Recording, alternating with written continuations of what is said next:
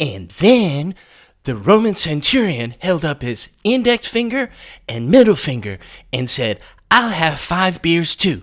Quack, quack, quack. Quack, quack, quack. Why did old man Quackmeister call this meeting? He has been worried about views and subscriptions. We haven't had a new episode in 8 months. Maybe he's getting us more duck sauce. All right, everyone, please get in your chairs. Where did you all go? We are all in our chairs. Please sit on the table. Better. I've called you all together to discuss the new episode. I don't know what it should be about. What about the 60s and 70s counterculture? What about Queen Elizabeth? Aren't we doing Lord Byron and his bear? You might as well throw those out the window.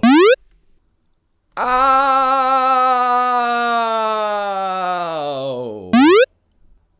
Ow!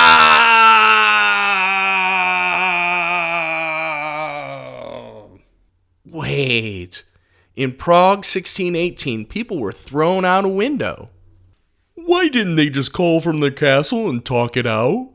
Castles don't have phones. Will the Prague idea work? Let's find out. We're waddling back to the old days. What'll it be today? Let's waddle our way through the past. From the textbook, it's boring. So we talk about the stories, asking questions that nobody has asked. Come along as we utter the facts. If you don't mind, we're made of rubber. Quack! We want to know what it's quacked up to be. Join us for Quacked Up History. We should start at the beginnings of the Protestant movement. A major split in Christianity began with a German monk by the name of Martin Luther. He was upset by the teachings and practices of the Roman Catholic Church. Luther challenged the selling of indulgences, which are paying for forgiveness of sins, and the authority of the Pope. He showed his displeasure by writing what is called the 95 Theses. The prevailing thought is that Luther nailed this writing on the door of the Castle Church in Wittenberg in 1517. No true proof exists, but it was usually accustomed to nail announcements on the church door. This was known as the spark of the Protestant movement. It also sparked violence between Catholics and Protestants. Violence against one side or another took place in the German states, France, Great Britain, and where our story takes place, Bohemia. Bohemia is in modern-day Czech Republic. In 1618, King Ferdinand and his government was Catholic. In fact, he wanted all of Bohemia to be Catholic. Bohemia did have many Protestants, and most were upset by this. A group of Protestants went to Prague Castle to voice their concerns. They started politely, but it was obvious that the Catholic Lords Regent had no desire to listen. Frustrated, the Protestants became very angry and threw 2 of the lords and a secretary out the 3rd floor window. The official term is defenestration. What? Oh, sure, eh? I know what it means. It means defensive illustration. Coach yells at me for not paying attention to defensive illustrations. He tells me to get my head out of my... Hold on. Defenestration is actually a fancy term for throwing someone out the window. Now, we have to call this incident the Defenestration of Prague 1618, because this was not the first time this happened in Prague.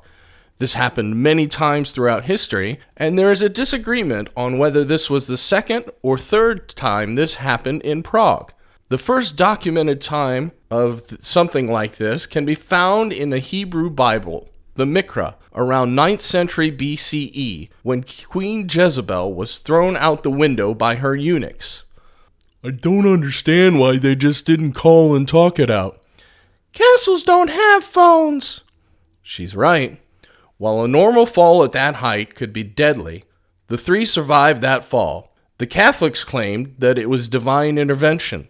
The Protestants claimed they were saved by following in horse manure. Manure? Poop. That, however, has never been proven.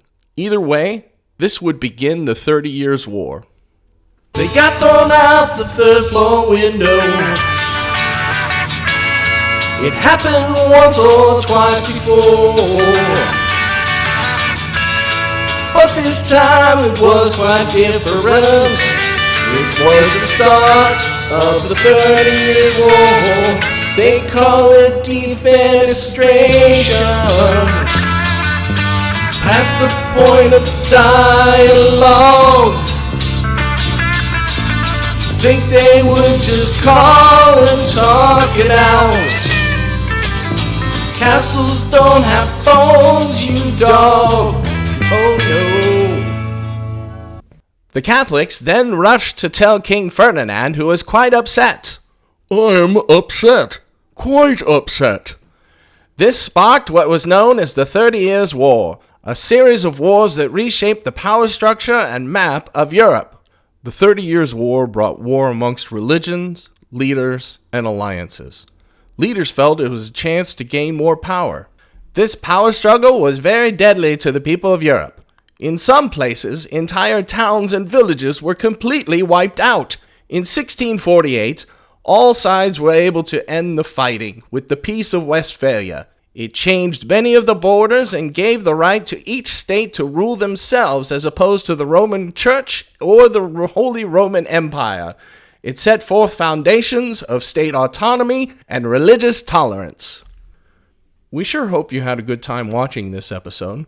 Please, please, please consider subscribing and giving us a thumbs up. We know you hear this from every duck, goose, and human, but it certainly does help with the YouTube algorithm.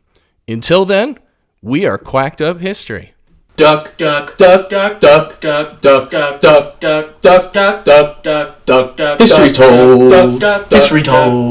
History told. By ducks. History told. History told. History told.